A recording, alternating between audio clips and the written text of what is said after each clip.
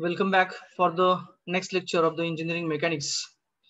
In the previous lecture, we had seen the friction, its types, then how it is to act and how to find out the related quantities of the friction. That is the if the magnitude of the force is given, then what should be the magnitude of the weight for allied conditions. That part we have discussed along with the some of the examples. Now we'll start for the new part, that is the supports, various types of the supports, reactions developed by the supports, and the beams and its various types. Okay. Okay. So support is nothing but the anything on which the body can rest or a move or a slide or a rotate. That is nothing but the support. That part we had seen in the previous lectures only. म्हणजे सपोर्टच्या पण mainly जे त्यांच्या surface प्रमाणे surface conditions प्रमाणे जे types होते, smooth surface असेल किंवा रफ सरफेस असेल, म्हणजे सपोर्टचा जो सरफेस आहे तो स्मूथ असेल किंवा रफ असेल, त्या पद्धतीने आपण त्याचं क्लासिफिकेशन लास्ट टाइमला बघितलं होतं. तर याच्या अनुषंगाने पुढचा जो पार्ट येतो सपोर्टच्या रिलेटेड तो म्हणजे बीमचा. तर बीम आणि कॉलम हा वर्ड सर्वांनी ऐकलेला असेल. ऐकलंय का रे बीम आणि column? Yes sir. Yes sir. कुठं असतात रे बीम आणि कॉलम?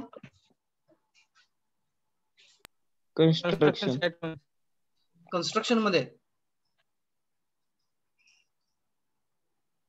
मी दोन डायग्राम काढतो इथं. त्याच्यामधला समजा मी यांना नाव देतो ए आणि बी असे. Suppose that this is a A and this is a B. याच्यातला बीम कोणता आणि कॉलम कोणता रे? ए हा बीम आहे आणि बी हा कॉलम आहे. ए हा बीम आहे की कॉलम आहे? ए हा बीम आहे आणि ए बीम आहे बी कॉलम आहे आणि बी हा कॉलम आहे. बरोबर. मग आता मला सांगा, तुम्ही बीमला डिफाईन करणार असाल तर कसं कराल रे?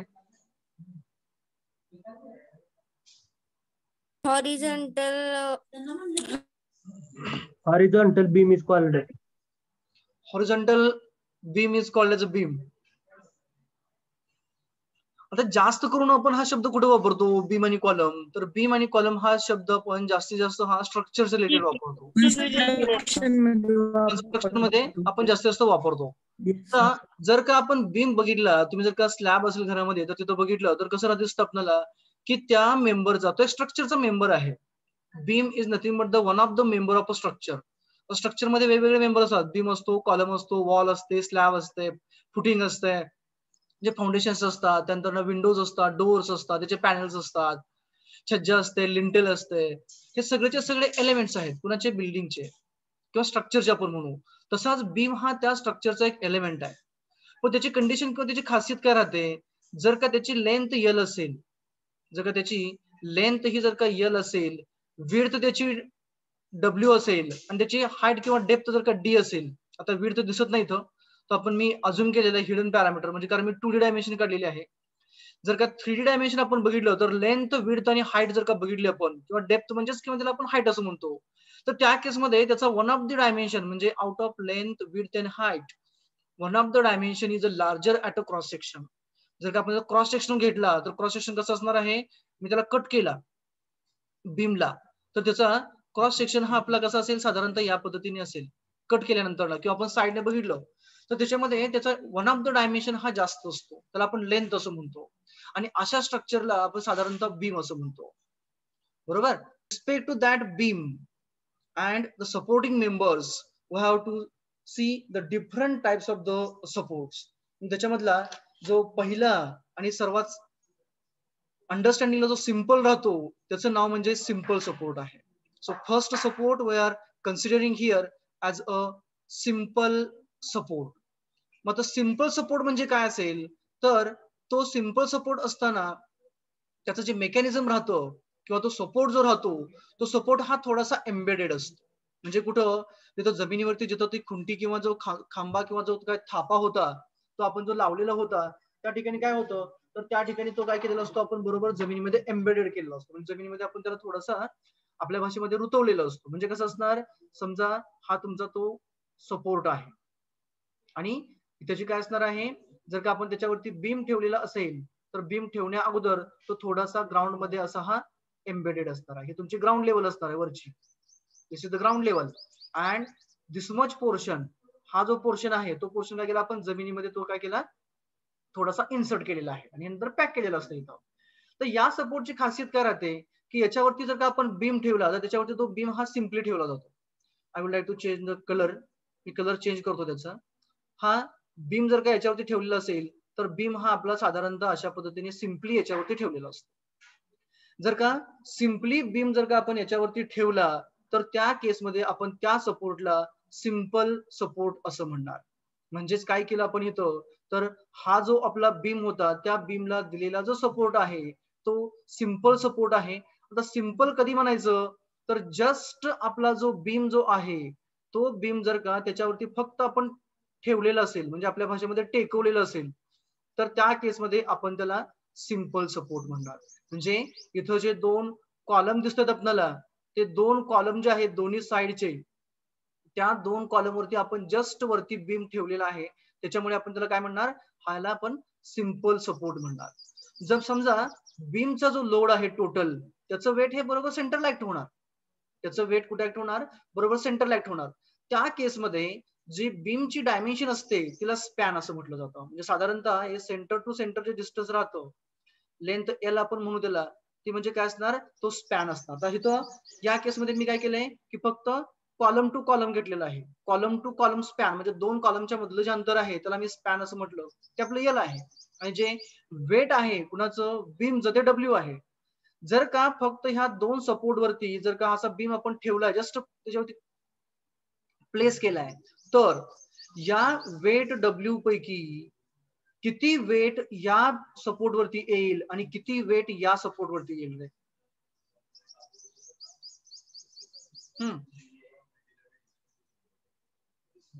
बोलो किती येईल.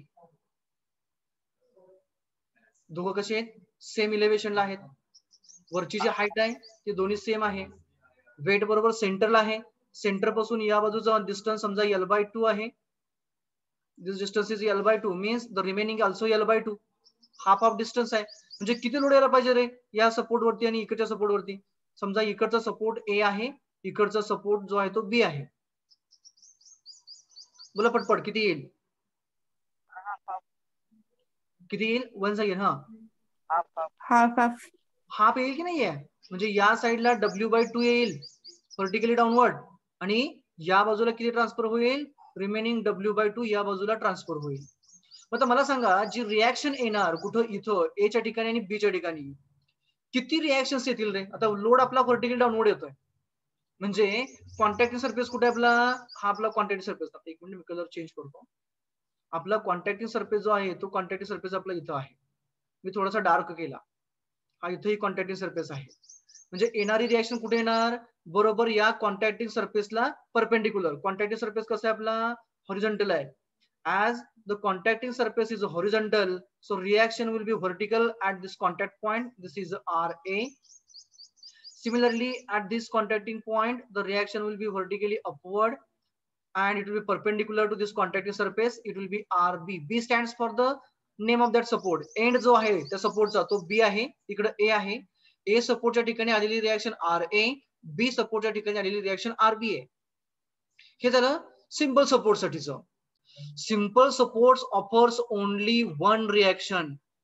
It offers only one reaction. तीही कशी असते, that to be a perpendicular to contacting surface.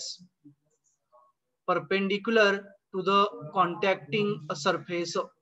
जी काही तर रिॲक्शन येणार आहे सिंपल सपोर्टला, ती कशी असणार आहे, नेहमी कॉन्टॅक्टिंग सरफेसला परपेंडिक्युलर असणार आणि अप्लाय केलेल्या लोडच्या अपोजिट डिरेक्शनला असणार. मग इथं कॉन्टॅक्टिंग सरफेस आपला हॉरिझॉन्टल आहे म्हणून रिॲक्शन कशी आली आपली, व्हर्टिकल आली. परंतु जर का आपण या केसमध्ये जिथं आपण बीम जस्ट त्या दोन कॉलम वरती ठेवलेला आहे, त्याला जर का हॉरिझॉन्टल फोर्स लावला किंवा याला आपण रोटेट केलं, या बीमला आपण कपल मोमेंट लावली आणि रोटेट करण्याचा प्रयत्न केला, तर ती रोटेशन किंवा होणारं डिस्प्लेसमेंट जे अलॉंग द एक्स ऍक्सिस आहे ते रिस्ट्रिक्ट होत नाहीये. So this is the characteristic of a simple support, that it always offers only one reaction, that is perpendicular to the plane on which the object is to rest. किंवा जिथं contacting surface आहे त्या contacting सरफेसला नेहमी ती reaction कशी असणार आपली, तर ती रिॲक्शन ही परपेंडिक्युलर असणार. Now the next support I want to discuss is a roller support. पाहिला का रे रोलर सपोर्ट कुठं? रोलर सपोर्ट कुठंतरी दिलेला आहे असं बघितले का तुम्ही मेकॅनिझम?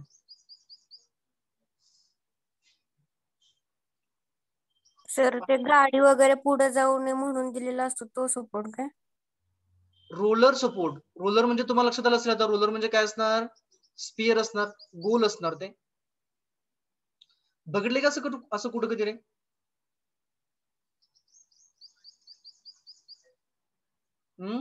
स्केटिंग केले? स्केटिंग? अरे बाबा स्केटिंगचे बूट बघितलेत का? शूज पाहिलेत का? Yes sir. त्याला जे खाली सपोर्ट असतात ते कुठलं आहे? रोलर आहे का तिथं? त्याला फीलच आहे ना ते खाली तिथं. Yes, sir. तो जो सपोर्ट आहे तो म्हणजे रोलर सपोर्ट आहे. Means we can say that the wheels for the bike is nothing but the roller support. Then small spears inside the bearing, ball bearing, those are nothing but the roller support.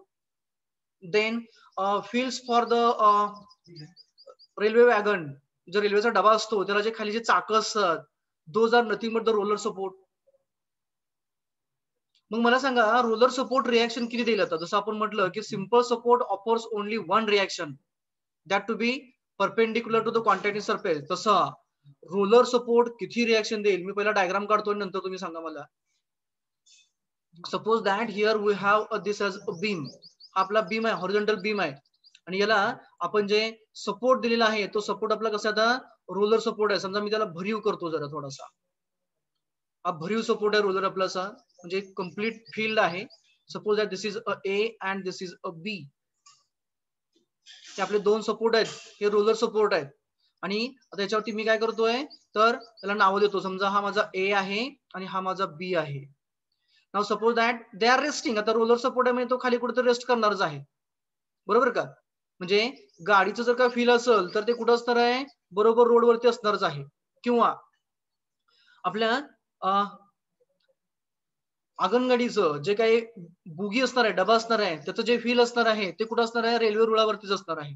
जो आपला railway track असणार, जो रूळ म्हणतो आपण मराठीमध्ये त्याला, त्याच्यावरती तो रेस्ट करतोय. म्हणजे काय, खालचा सरफेस हा हार्ड आहे, तो कसा आहे त्या पोझिशनला फिक्स आहे, परंतु त्याच्यावरती रोलर आहे. म्हणजे काय होणार, याच्यावरती जर का ह्या बीमचं वेट पुन्हा एकदा डब्ल्यू आहे. Suppose that weight of the beam is a W. मग हे वेट जे आहे बीमचं ते कोण कोण बिअर करणार रे? हु इज गोइंग टू बिअर? हे जे वेट ऍक्ट होतंय ते कोण सहन करणार? व्हील. फील्स करणार, बरोबर. म्हणजे ए आणि बी हे दोघं मिळून कंबाइनली काय करणार? Combinedly they are going to bear. म्हणजे काय, ते सहन करणार त्याचं काय जे लोड आहे, जो वेट आहे कुणाचा? त्या बीमचा, isn't it?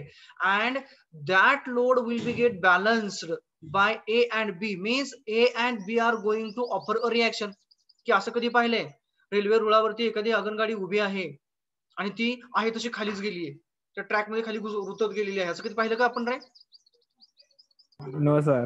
नो, कधीही असं होत नाहीये. म्हणजेच काय झालं, जो काही तुमचा लोड त्या बुगीचा त्या रोलर वरती आला, त्या व्हील वरती आला, तो लोड कुठे गेला? त्या ट्रॅक वरती गेला, रेल्वे रुळावरती गेला. हा रूळ असताना खाली त्याच्यावरती गेला आणि नंतर तो जमिनीवरती ट्रान्सफर झाला. आपल्याला तो रूळ वगैरे त्याच्याशी काय देणं घेणं नाहीये. आपल्याला कुणाशी देणं घेणं आहे? हा जो रोलर आहे इथला, जे व्हील आहे त्याच्याशी देणं घेणं आहे. मग रोलरने दिलेली रिएक्शन ही कशी असेल आता इथं? रोलरने दिलेली रिएक्शन कशी असेल? कोणाला परपेंडिक्युलर असेल रे? To whom it will be perpendicular? आपल्याला प्रॉपर्टी माहिती आहे, कॅरेक्टरिस्टिक काय आहे की नेहमी रिएक्शन ही परपेंडिक्युलर असते. कोणाला? Contacting surface. म्हणजे कुणाला परपेंडिक्युलर असणार? ती पुन्हा एकदा जो हा कॉन्टॅक्टिंग सरफेस आहे, रुळ आहे आपला, त्या रुळाला रिएक्शन आपली कशी असणार? परपेंडिक्युलर असणार. आणि ती कुठपर्यंत असणार? ती असो इथून वरती इथपर्यंत असणार, आपल्या पॉइंट ऑफ कॉन्टॅक्ट पर्यंत. सिमिलरली पॉइंट बी ला सुद्धा कशी असणार? ती व्हर्टिकली अपवर्ड असणार, इथपासून ते इथपर्यंतची. ही अशी स्ट्रेट लाईन पाहिजे आहे ती. Just a minute, it must be a straight line. Straight vertical line असायला पाहिजे आहे ते, म्हणजे बी पासून जर का ती सुरू झाली तर ती बरोबर व्हर्टिकली डाऊनवर्ड अशी आपली इथपर्यंत असेल अशी. जस्ट राईट आपण so I would like to हा हे अशा पद्धतीने आपली स्ट्रेट लाईन असणार व्हर्टिकली अपवर्ड, आणि ती परपेंडिक्युलर कोणाला असणार तर या कॉन्टॅक्टिंग सरफेसला, कोणत्या बी ह्या पॉइंटला. मग ही रिएक्शन आपली काय असेल आर बी असेल, इथं रिएक्शन आपली काय असेल आर ए असेल. हे झालं व्हर्टिकल लोडला, म्हणजे व्हर्टिकल लोड अप्लाय केला त्या व्हर्टिकल लोडला रिएक्शन आली. परंतु जर का आपण फोर्स हा हॉरिझॉन्टल लावला, if we will apply a horizontal force, त्या केसमध्ये जी होणारी डिस्प्लेसमेंट आहे हॉरिझॉन्टल प्लेनला ती रिस्ट्रिक्ट होईल का रे या चाकांमुळे? नाही होणार, तर चाक मूव्ह होणार ना ते. मूव्ह होणार, म्हणजेच काय तर अलॉंग एक्स ऍक्सिस इथं रिएक्शन येणार नाहीये. आपण जर का फ्रिक्शनलेस सरफेस कन्सिडर केला तर एक्स ऍक्सिसला होणारी डिस्प्लेसमेंट कधीही ते रिस्ट्रिक्ट करणार नाहीये. क्लिअर. थर्ड केस, आपण गाडीवरती बसलो किंवा आपल्या पायामध्ये ते शूज आहेत कोणते आपले स्केटिंग वाले, आणि आपण काय करतो बऱ्याच वेळा आपला पाय रोटेट करतो, टिल्ट करतो, बरोबर आहे का? रोटेट केल्यानंतर काय रोटेशन ते इझिली होतं. म्हणजेच याचा अर्थ काय की रोलर सपोर्ट हा रोटेशनला सुद्धा रिस्ट्रिक्ट करत नाहीये, it allows the rotation about it self. म्हणजेच काय आपण सायकल जाग्याला वळवतो किंवा थोडंसं अंतरावरती टिल्ट करतो, म्हणजे रोटेशन काय होतं हे अलाव आहे. म्हणजेच पुन्हा एकदा काय झालं तर roller support also offers a only one reaction, आणि ती पुन्हा एकदा कशी असणार आहे रे? Perpendicular to contacting surface. That is once again a perpendicular to the contacting surface. मग मला सांगा सिंपल सपोर्टने ही एकच रिएक्शन ऑफर केली होती, ती ही कॉन्टॅक्टिंग सरफेसला परपेंडिक्युलरच होती. मग रोलर सपोर्ट आणि सिंपल सपोर्ट या दोघांमध्ये डिफरन्स काय आहे? रोटेशन मोशन अलाउ करते. सिंपल सपोर्ट ही अलाउ करते. So what is difference between displacement हा वन्स अगेन लक्षात नाही आलं काय म्हटलं तुम्ही ते? सिंपल सपोर्ट आणि रोलर सपोर्ट या दोघांमध्ये डिफरन्स काय मग? अलॉंग एक्स ऍक्सिस डिस्प्लेसमेंट होते पण रोलरची होत नाही. होती ना, रोलर मध्ये सुद्धा होत आहे. रोलर हा पुढेच निघून जाणार, तुम्ही एक्स ऍक्सिसला फोर्स लावला काय होणार, ते चाक जे आहे ते बरोबर त्या डब्याबरोबर त्या वॅगनच्या पुढे पुढे निघून जाणार किंवा व्हेकल पुढे निघून जाणार. म्हणजे एक्स ऍक्सिसला डिस्प्लेसमेंट अलाउड आहे, रिस्ट्रिक्शन नाहीये, रिएक्शन एकच दिली.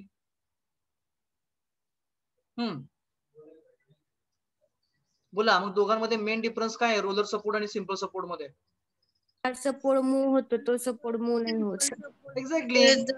इथं जे आपण कन्सिडरेशन घेतलं त्या कन्सिडरेशन मध्ये काय होतंय, रोलर सपोर्ट जो आहे तो काय होतोय त्या बीम बरोबर किंवा ऑब्जेक्ट बरोबर स्लाइड होतोय. परंतु जो सिंपल सपोर्ट आहे ज्याचं आपण एक्झाम्पल घेतलं होतं कुठलं, जे आपले कॉलम्स आहेत ते कसं होतं, ते कंपल्सरीली त्याच्या पोझिशनला फिक्स्ड होता. जो कॉलम होता सिंपल सपोर्ट मधला तो कसा होता, त्याच्या पोझिशनला फिक्स्ड होता. परंतु रोलर सपोर्ट मध्ये काय झालं, तो बरोबर त्याच्या ज्याच्यावर जी बॉडी त्याच्यावर रेस्ट होत होती त्या बॉडी बरोबर काय झाला, तो स्लाइड झाला किंवा रोटेट झाला किंवा मूव्ह झाला असं आपण म्हणू शकतो. Okay, this is the main difference between roller support and simple support. तर रोलर सपोर्ट हा दोन पद्धतीने दाखवला जातो. ही फर्स्ट वे आहे, पहिली पद्धत दाखवण्याची. आणि दुसरी पद्धत आहे म्हणजे काय, तर शूज आहे समजा आणि शूजला काय केलं आपण, खाली रोलर लावलेले आहे.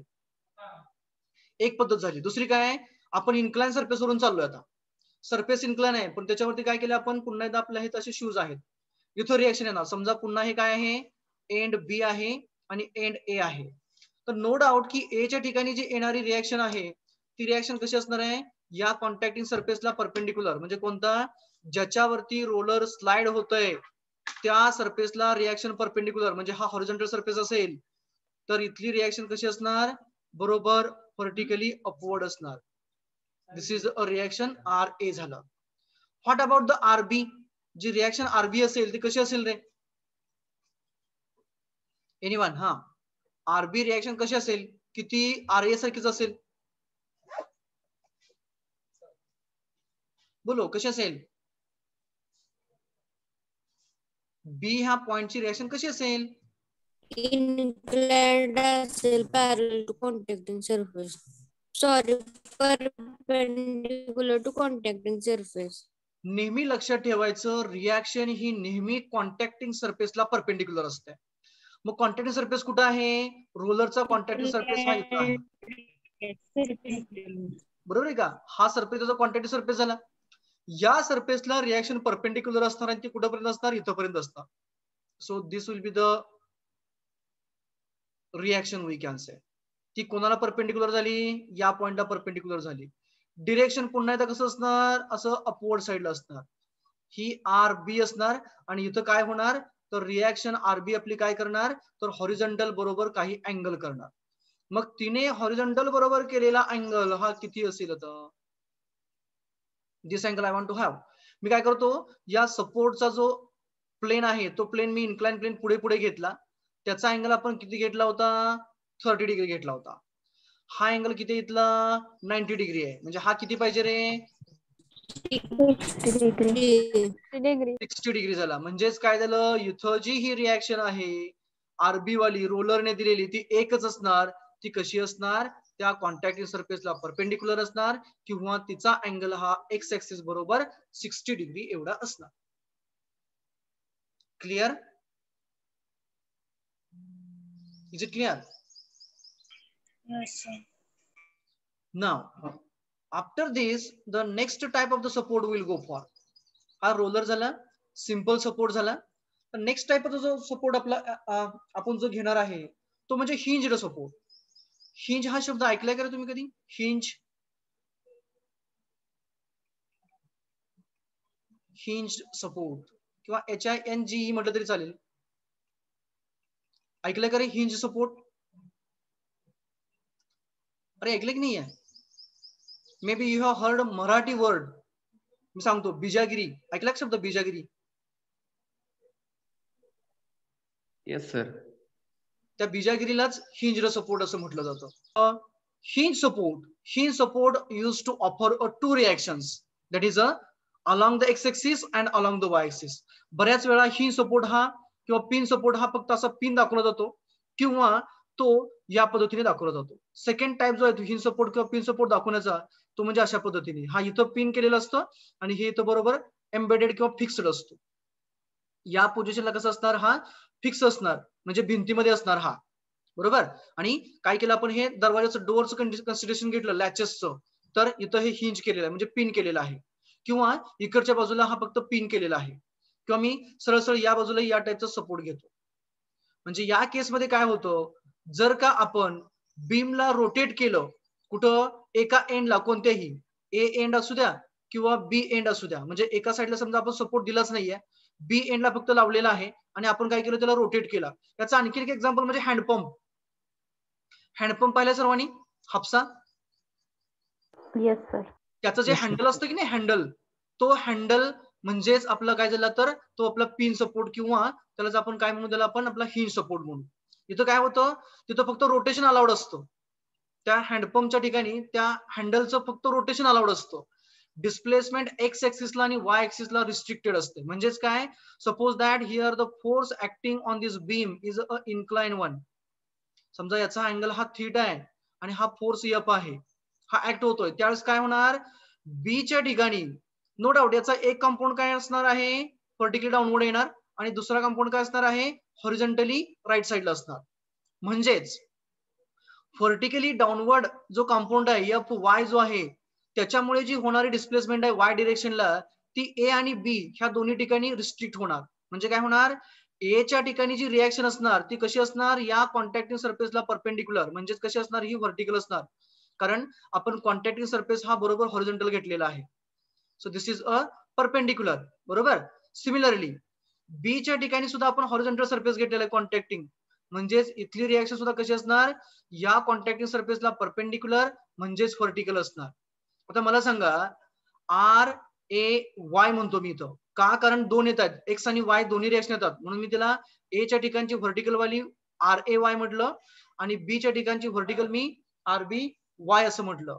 तर मला सांगा, RAY आणि RBY या दोघांची डिरेक्शन कशी असेल रे? डाऊनवर्ड असेल, अपवर्ड असेल, की एकाची डाऊन आणि एकाची अप असेल? What could be the directions?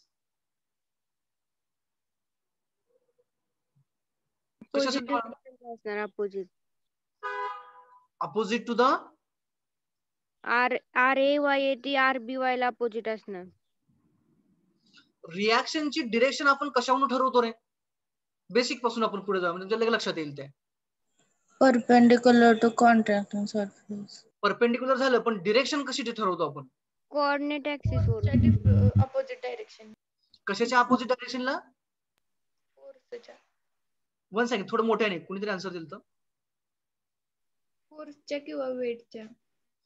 जो फोर्स ऍक्ट होतो त्या फोर्सच्या डायरेक्शनच्या कशी असणार? अपोजिट असणार. म्हणजे काय?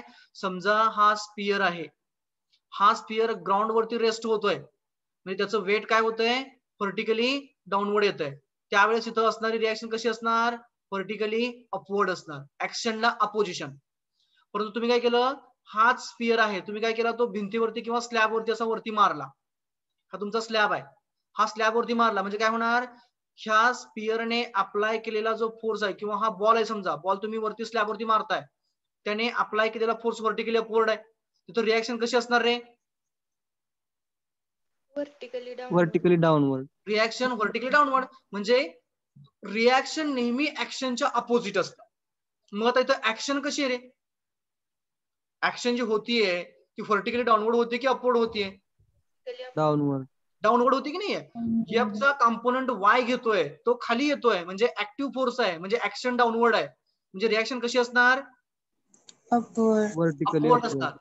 आता हे आपण कसं डिसाईड केलं? की मी असं अजूम केलं की बाबा रे फोर्स हा बरोबर सेंटरलाच ऍक्ट होतोय, त्याच्यामुळे काय होणार? Half of the magnitude will be there and half of the magnitude will be here. दोन्हीकडे निम्म निम्म जाणार आणि ते खाली प्रेस करत असल्यामुळे रिॲक्शनची डिरेक्शन ही व्हर्टिकली इथं अपवर्ड असणार. हे नेहमी आपल्या जजमेंट वरती डिपेंड असणार की डायरेक्शन अपवर्ड की डाऊनवर्ड.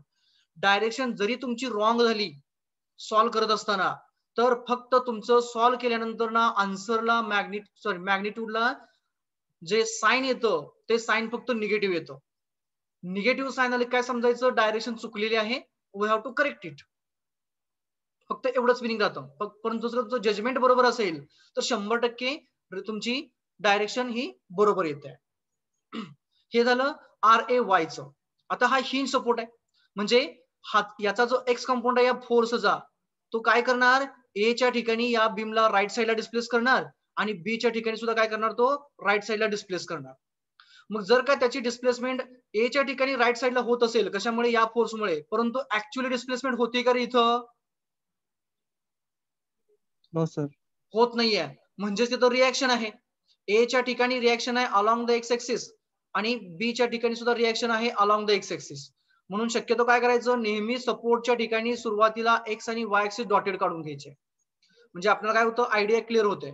तर मला सांगा, जी एक्स एक्सिसची रिॲक्शन असेल अलॉंग द एक्स एक्सिस असेल इथं, हिचं डिरेक्शन इथं तर मी तिला RAX म्हणतो कारण ए च्या ठिकाणी अलॉंग द एक्स आहे, तिचं direction towards the right hand side असेल की towards the left hand side असेल रे?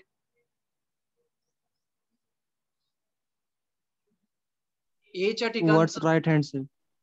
ए च्या ठिकाणचं direction towards the right hand side असेल की towards the left hand side असेल? Left hand sir, left. का बरं लेफ्टला? का बरं लेफ्टला? कारण फोर्स कुठे चाललाय? राईटला आहे. त्याला फोर्स राईट हँड साइडला. ऍक्शन राईट साईडला की नाहीये, मग रिॲक्शन कशी पाहिजे? लेफ्ट साईडला पाहिजे आहे. ऍक्शनच्या अपोजिट रिॲक्शन. आणि पुन्हा एकदा, जर डिरेक्शन चुकलं तरी don't take tension, only you will get the answer as a negative, then we have to change the direction. पण फक्त by judgement looking towards the mechanism we are judging the direction. Similarly B च्या ठिकाणी सुद्धा कशी असणार आहे इथं reaction? RBX असणार आहे. तिचं डिरेक्शन कुठं असेल रे? राईटला की लेफ्टला? पुन्हा एकदा कुठं असेल? लेफ्टला. लेफ्टला. Towards the left hand side असेल. Clear? It means that the hinge support offers two reactions. किती रिॲक्शन ऑफर केल्या त्याने? 2 रिॲक्शन्स ऑफर केल्या. कोणत्या? इथं एक्स आणि वाय एक्सिस होता, म्हणजे along the x axis and along the y axis. It has restricted the displacement along the x and y axis. म्हणून आपण काय म्हटलं त्यांना? Reactions are along the x and y axis. Clear about the hinge support? आलं का लक्षात? Hinge Yes, support. sir. Yes. आता पुढचा जो सपोर्ट आहे आपला तो म्हणजे फिक्स्ड सपोर्ट. पाहिला का रे कुठं fixed support? Next name will be the number will be third one ना. So third type of the support is a fixed support. Sir fourth type. Fourth one, sir. Fourth Fourth one. one. Okay, chalo, fourth one. So fourth type is a fixed support. Now tell me, anywhere have you seen or is you came across the fixed support? बघितलाय का रे fixed support?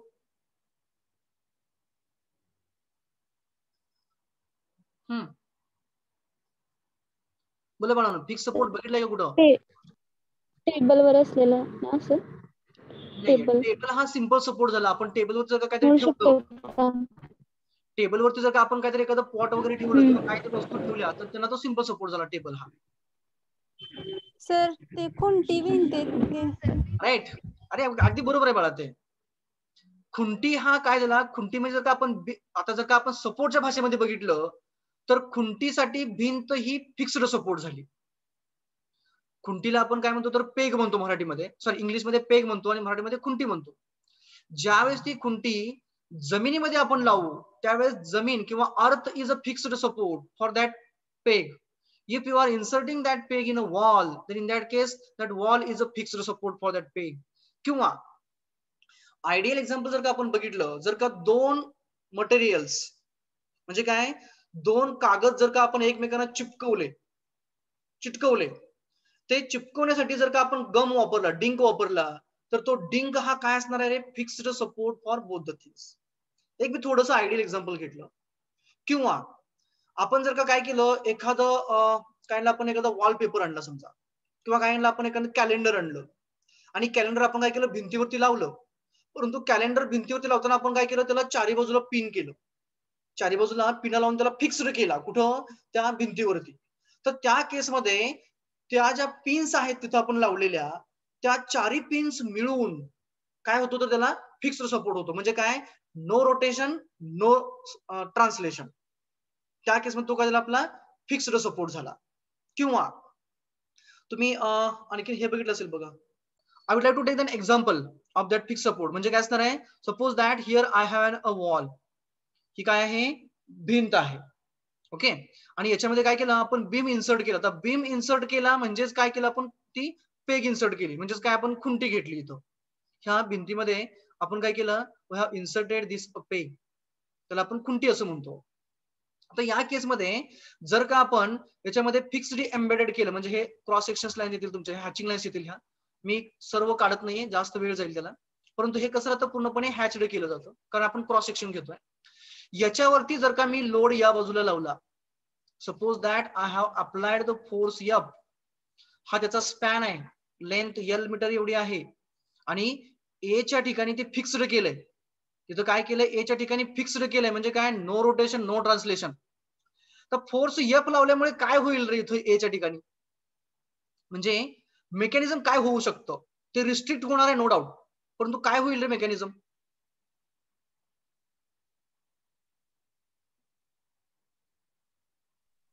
अरे काय होईल, ही जी लाकडी खुंटी आहे ती जर का आपण इथं लावली, अशी याच्यामध्ये इन्सर्ट केली, याच्यावरती आपण लोड लावला या साईडला, किंवा एखादं आपण वजन लावलं त्याला, लटकवलं त्याला, तर काय होऊ शकेल या ठिकाणी, या बीमच्या बाबतीमध्ये काय व्हायचा प्रयत्न करेन, काय होईल, बरोबर आहे. हा, रोटेट व्हायचा प्रयत्न करेन. रोटेट व्हायचा प्रयत्न करेल की नाही, म्हणजे काय होईल, याच्यामुळे याचं रोटेशन हे असं क्लॉकवाईज होण्याचा प्रयत्न होईल. परंतु इथं रोटेशन पॉसिबल आहे का रे, नो सर, रोटेशन पॉसिबल नाहीये. म्हणजेच काय झालं, इथं मोमेंटला रिॲक्शन मिळाली. मोमेंट म्हणजे काय आहे, रोटेशन आहे. So it has offered a reaction to the moment at point A. A च्या ठिकाणी फिक्स्ड केलं तर तिथं त्याला मोमेंटला रिॲक्शन मिळाली. ही काय होती, त्या फोर्सची मोमेंट क्लॉकवाईज होती. रिॲक्शन कशी असणार, बरोबर अँटी क्लॉकवाईज असणार. एक झालं रोटेशनचं. दुसरं आणखी काय होऊ शकतं रे, या फोर्स F मुळे इथं हा मेंबर ए च्या ठिकाणी खाली ढकलला जाऊ शकतो का रे,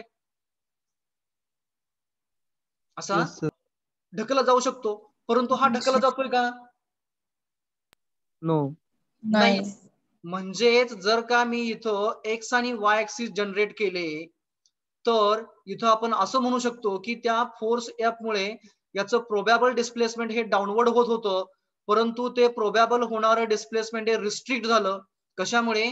तर वाय डिरेक्शनला आलेल्या रिएक्शनमुळे. कुठं आली ती? इथं आली, कॉन्टॅक्टिंग सरफेसला परपेंडिक्युलर RAY आली. समजा आता मी काय केलं की इथं दुसरा आणखीन एक फोर्स लावला F एवढा, ज्याचं मॅग्निट्यूड जे आहे ते याच्या आतमध्ये फोर्स ती बीम ढकलण्यापेक्षा कमी आहे. तर याची डिस्प्लेसमेंट पुन्हा एकदा काय होईल? याच्यामुळे हा जो बीम आहे किंवा जी ही खुंटी आहे ती जमीन त्या वॉलमध्ये भिंतीमध्ये आत जाण्याचा प्रयत्न करणार आहे, परंतु तिची डिस्प्लेसमेंट ही आत जाणारची म्हणजे जी एक्स डिरेक्शनला होणारी डिस्प्लेसमेंट आहे ती काय झाली? रिस्ट्रिक्ट झाली. म्हणजेच reaction along the x axis आलं इथं. म्हणजेच याचा अर्थ काय झाला की फिक्स्ड सपोर्ट ऑफर्स 3 रिएक्शन्स. कोणकोणत्या 3? एक म्हणजे मोमेंट वाली, दुसरी म्हणजे डिस्प्लेसमेंट अलॉंग द एक्स आणि तिसरी म्हणजे डिस्प्लेसमेंट अलॉंग द वाय. म्हणजेच maximum possible type of reaction are 3. जास्तीत जास्त पॉसिबल रिएक्शन्स किती असू शकतील आपल्याला इथं 2 डायमेन्शन मध्ये? 3 असू शकतील. एक म्हणजे मोमेंट साठी, रोटेशन साठी, दुसरी म्हणजे डिस्प्लेसमेंट एक्स ऍक्सिसला होणारी ती रिस्ट्रिक्ट करण्यासाठी, आणि तिसरी म्हणजे डिस्प्लेसमेंट जी वाय ऍक्सिसला होते त्याच्यासाठी.